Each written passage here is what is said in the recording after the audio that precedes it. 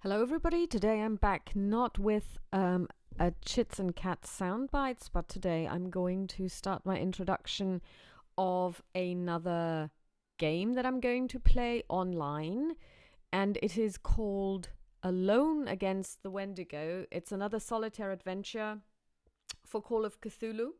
It's set in the Canadian wilds, and it also was released quite a long time ago, and today you can't really get it anymore. You can't even get the PDF legally. You can download the PDF. There are sources, and I'm not going to disclose them. And again, it's very unfortunate because I think that Chaosium, their whole inability to do business is always something that I find terribly interesting.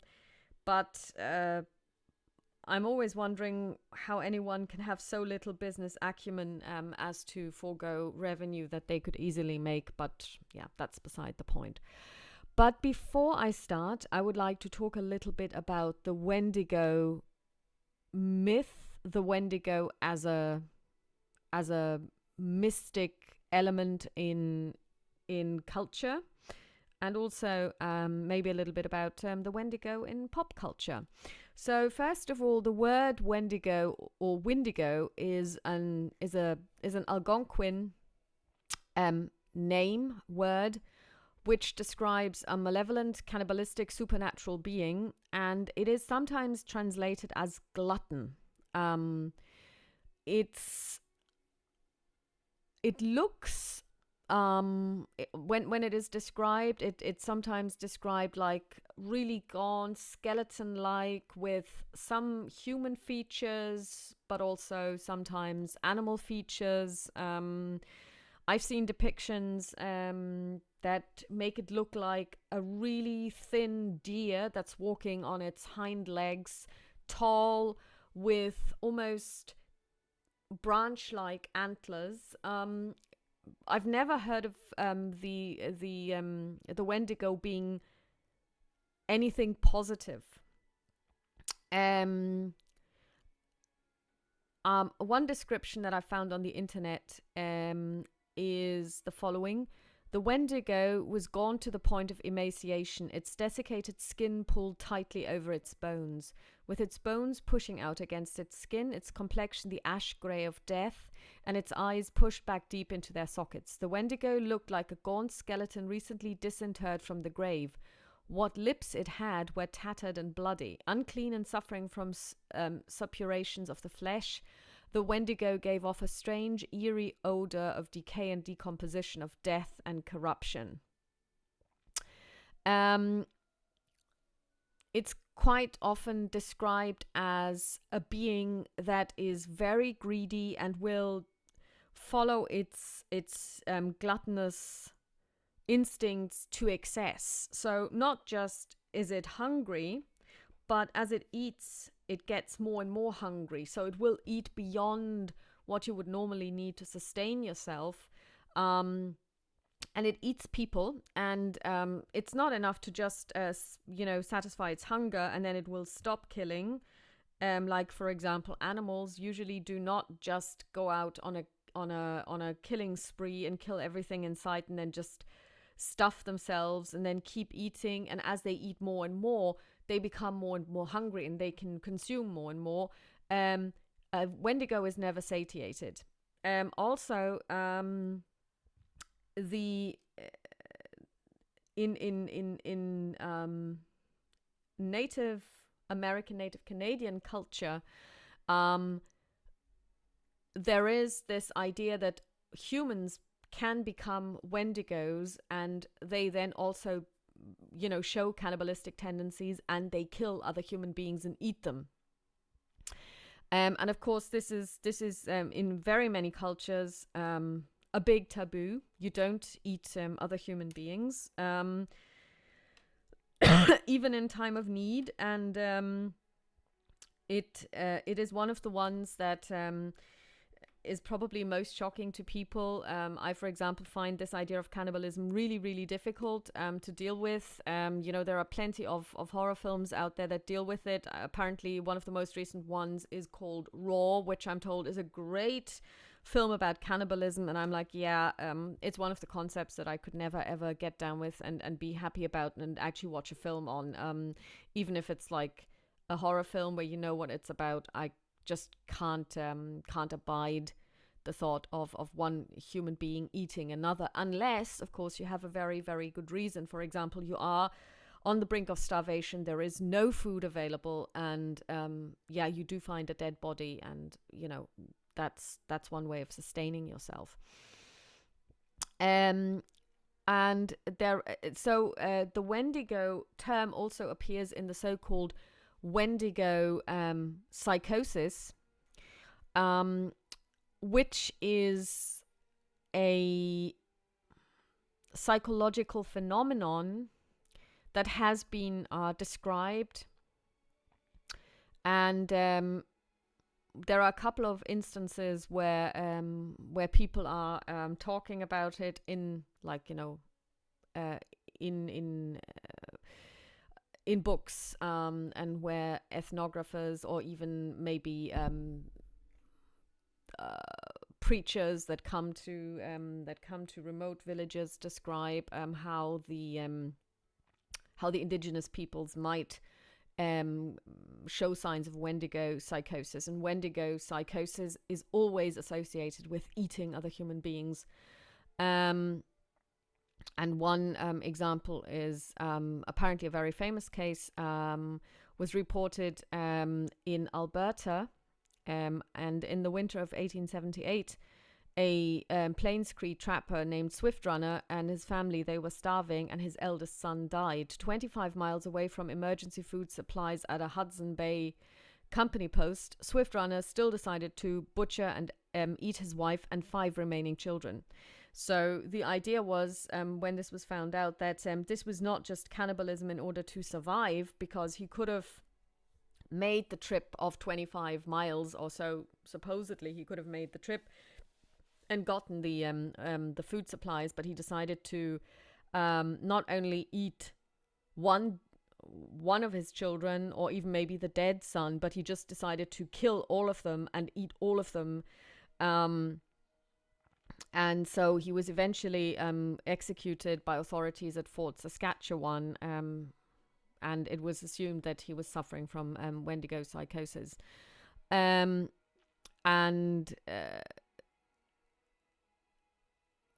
There were also cases where people who were suffering from Wendigo psychosis were euthanized, and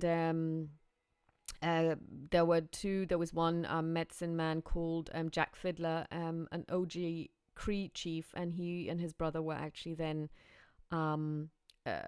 arrested by the Canadian authorities for murder, although they said, at the end of the day, what we were doing is we were killing people who were suffering from Wendigo psychosis.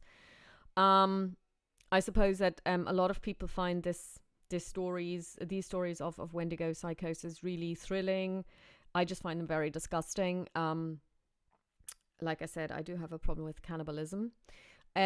But the story of the Wendigo itself, or the theme of the Wendigo, is quite commonly used in Western culture. So one of the most probably famous examples of Wendigo in Western culture is the short story The Wendigo by Algernon Blackwood, which is really interesting, and I can only recommend it. Algernon Blackwood, for those of you who don't know, was a British author, an English author probably, who wrote horror stories at the beginning of the 20th century. And he basically sets a lot of his stories in nature, where nature actually becomes dangerous, where nature is the giver of horror, where it's not necessarily the supernatural that comes from beyond the grave or from hell, but where it's nature which is separate from mankind. And I'm making him sound like an eco-warrior, and he's not. I mean, he doesn't talk about nature taking revenge on human beings, but that nature is a force unto itself, which is unknown to us, can probably not be understood by us fully, and is in a way almost occult. and he has a story called The Wendigo, and it's a really interesting one, and it's different from a lot of the information that I just told you about. And it's a really eerie story, and for those of you who are into that kind of thing, I can really recommend it. I know that there's also a really good rendition, a reading of this story on YouTube, and I advise you to check it out. It's a fascinating story. Then there are other ways in which the Wendigo myth has been used in pop culture. There are two films by the same author director. One is simply called The Wendigo. It was made at the beginning of the 21st century, and I can really recommend it. I mean, the sound is quite off on that one. I found it really difficult sometimes to make out what people were saying. I think he's probably one of those filmmakers who don't believe in post-recording of dialogue. I think he was just standing there with a mic and was trying to capture what his protagonists were saying, and most often he failed. So you kind of sometimes wonder, what are they talking about?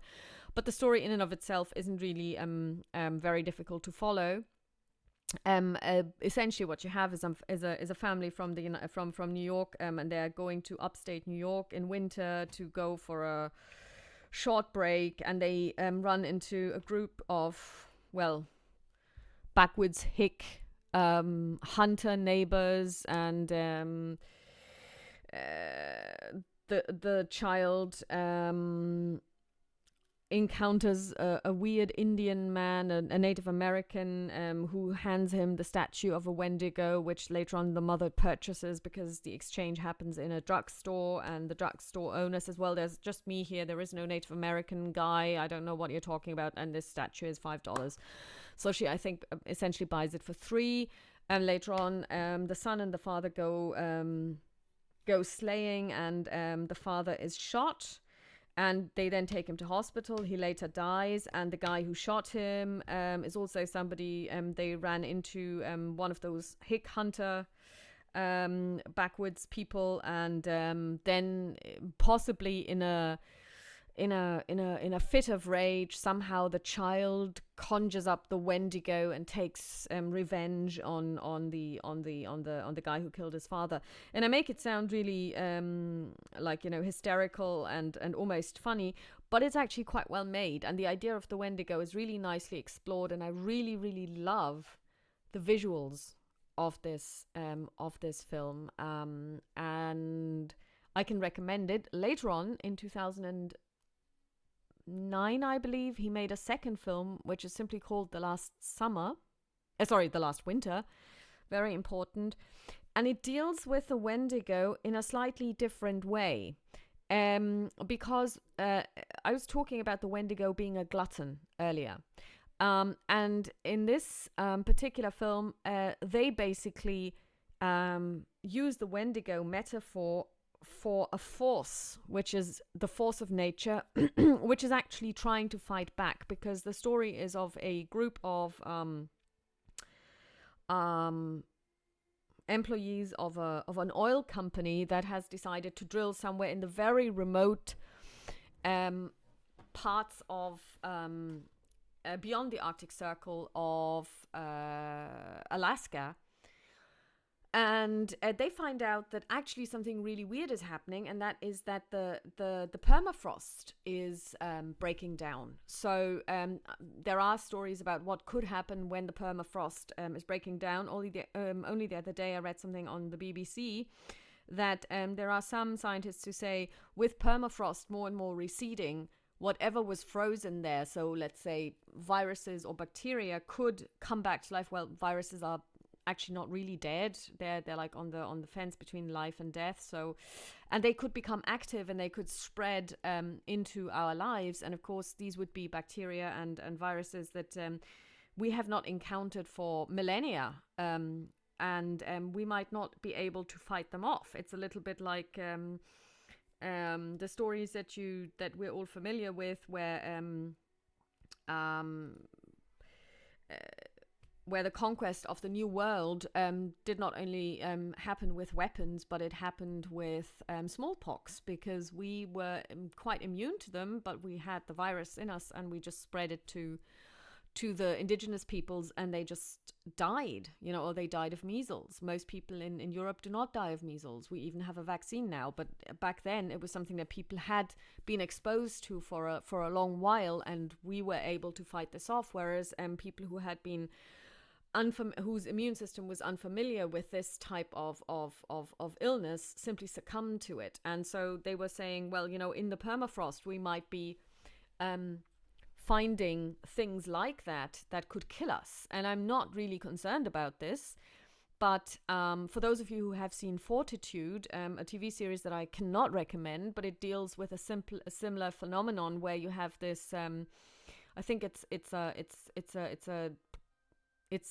a community in Greenland, and somebody finds and hides a thawing mammoth corpse, and in this mammoth corpse is some kind of fly that basically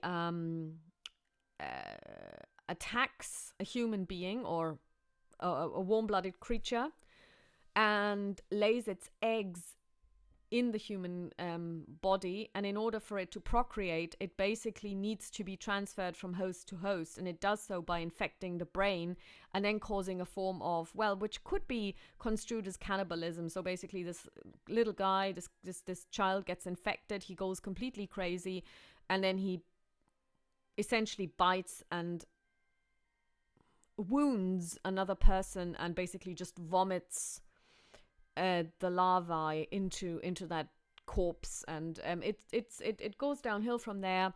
But of course, in the beginning, you don't really know what's going on, and in the beginning, it's a really interesting series. And then they were like, "Oh yeah, and it's this fly that has been lying in permafrost, blah blah." And I'm like, "Okay, this is how you're going to end this series? Okay, I'm not impressed." So in the last winter, something similar happens, and of course, with everything that I tell you, spoilers. You have these guys that are trying to drill for oil, and you have those scientists. They're all like ecological warriors, and it's like, yeah, you shouldn't be doing this, and I'm here to do a survey, and I'm telling you that the ground is thawing, so you can't bring in your equipment. And also weird things are happening because the temperatures are coming up and up and up. And then there are weird traces, and everything goes downhill from there. There is no cannibalism, but there's definitely murder. And there is some supernatural goings on, which are then associated with the Wendigo. And the Wendigo does make an appearance in the end as a very bad CGI. But other than that, you just have to ignore that particular picture because it's stupid. But the rest is really well done. And it's again about this idea that actually it's Western culture that is the glutton and is trying to destroy nature by being ravenous and by just wresting all of its natural resources from it in a gluttonous way and not in a sustainable way, and nature fights back, and it invokes the Wendigo, who then takes revenge and prevents this from happening. And the very last image of the film is just absolutely amazing, because I thought, okay, now you're going to show me what happens, and then it just fades to black, and you kind of go, didn't see that coming, but that's a really good ending. So you have to watch that one. It's a really good film. So the Wendigo has been around in Western culture for a good while, sometimes as a symbol of negativity that is trying to kill people. Sometimes it's just trying to kill certain types of people, maybe defending nature in the process. But even there, but in the last winter, I have to say, it's not a malevolent spirit in terms of malevolent meaning I'm just here to kill, and I kill without a purpose, And the same is true for the film The Wendigo. It's not just killing for no purpose. It does have a purpose. It takes revenge. And I think that there's some evil to taking revenge and killing people. You shouldn't do this, but it's a lot less arbitrary than the original, I guess, idea behind the Wendigo, which is the idea of a malevolent spirit that kills indiscriminately and simply because it's hungry. It doesn't have a purpose. It doesn't want to exact revenge. It doesn't want to pass judgment or carry out judgment. It just kills whatever comes into its sight, and whichever place it enters, it brings death and destruction to. So now I don't know what's going to happen in Alone Against the Wendigo. I don't know what they are going to do here. I was a bit annoyed with Alone on Halloween because it started off so well, and like being in this castle, and I thought, okay, so this is vampires, and then in the last episode of it, when we finally end up in this clearing, and I just hightail it out of there and I let my friend be killed, they just try to bring in so much from the Cthulhu mythos. And of course, yeah, it's called of Cthulhu, but I was like, you were doing so well, and then you brought in, Hastur, and then there's like a Byakhee or whatnot, and it just was too much. They should have just decided, okay, we're just going to forget about Call of Cthulhu. We're just going to use that particular system. And just leave the King in Yellow bit in, which was the dream sequence that I was telling you about, which I really enjoyed and that we were playing through at the very beginning. And then I have to say, the ending I didn't really like. And so I don't know if the Wendigo will start off all cool and all good and all like, Wendigo-esque, and then you end up with them just trying to bend it so that they can put in some Cthulhu mythos, because obviously there is no great old one that would comply with the Wendigo mythos or myth. So we'll see what happens. And as soon as I've already created the character, so I've already assigned her stats, and maybe I'll even start tomorrow evening. And up until then, I wish you a pleasant evening and have a great rest of the weekend, and hopefully talk to you soon. Bye bye.